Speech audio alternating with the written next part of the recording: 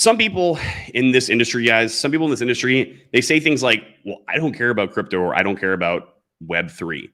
It's too crazy, blah, blah, blah, number go up, number go down. And look, that's fine. All right, that's totally okay. But in this case, I would say that you're not really a software engineer.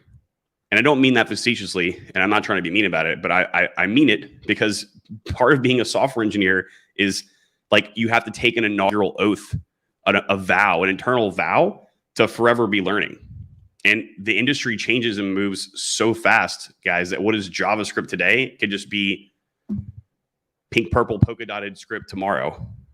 And it can happen overnight. We've seen that happen 1,000 times. Not particularly with JavaScript, but I think you guys know what I mean.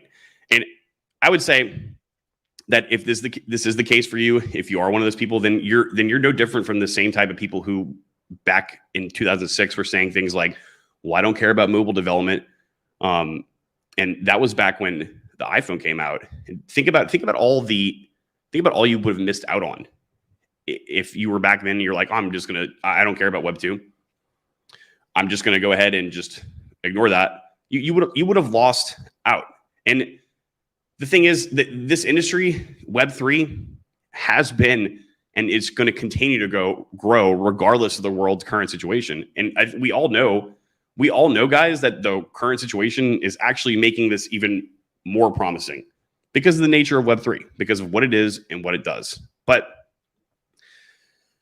however, I mean, $750K, $900,000 for Solidity engineering, that happened sooner than I had expected it. But my friends, there is someone who was not surprised by that. Okay.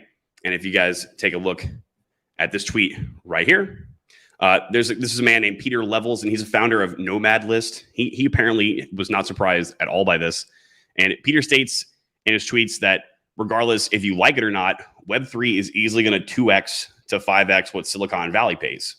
All right. And you guys check out this tweet right here, because it's not, I mean, this guy's not, he's got a blue check mark. Oh my God, he must be legit.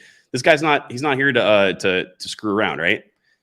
Regardless if you like it or not, Web3 is easily 2x to 5x what Silicon Valley pays. And he's right. And also at the same time, on top of that, you got to take into consideration, like, you're not going to have to go into an office. You can live with your family. You can have your own life. You're not going to be expected to have your hands glued to a keyboard from 9 to 5.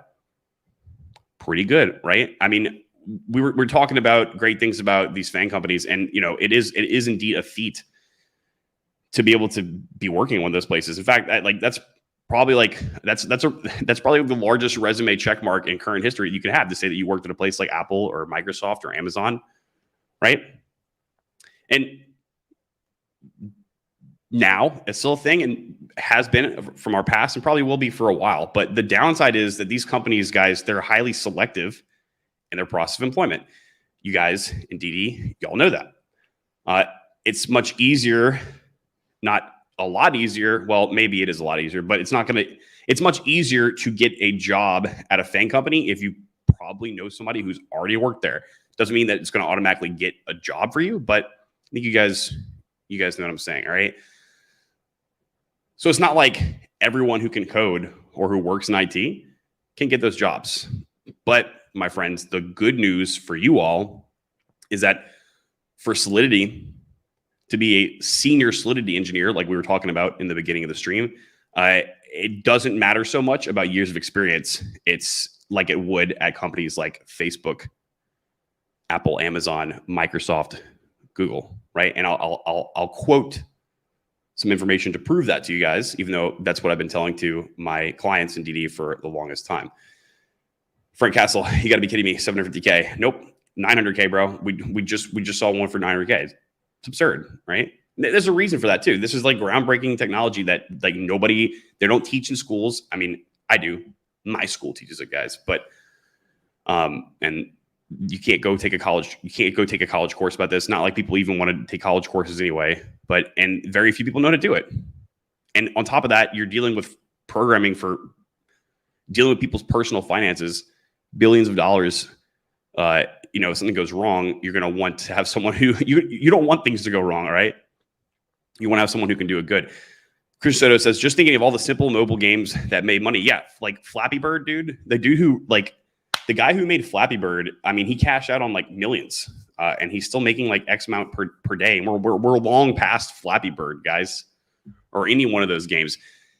That's what you would have missed out on if you were uninterested in Web 2 when the iPhone came out. And the same thing goes for people who say that about Web 3. Like, if you're an engineer and you're like, oh, I'm going to go stick in my comfortable little corner, that's fine. But are you really an engineer? Because if you were, you knew from day one that you were going to have to forever perpetually be learning new things. Eli in the house. What's up, guys? Frank House says, hey, Josh, I'm a complete noob at this. How do you get the $750K salary? Well, you have to learn Solidity first and foremost, and then you have to go apply for one of these jobs. And you can't just like learn Solidity.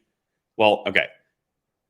You probably it's within the realm of possibility to just learn Solidity and then like a month later go and get a good job. We've had a guy in the group, Tom Graff, learn Solidity, and 2 months later he got a job. But that is an extreme edge case, okay? And I might add on top of that, Tom Graff is extremely smart. He's extremely dedicated. He's extremely hardworking. He's a total Chad, and he is indeed he's a well put together man. So like him during the interview process, that wasn't a thing, right? And he had some engineering experience too. But yeah, you got to learn the skill.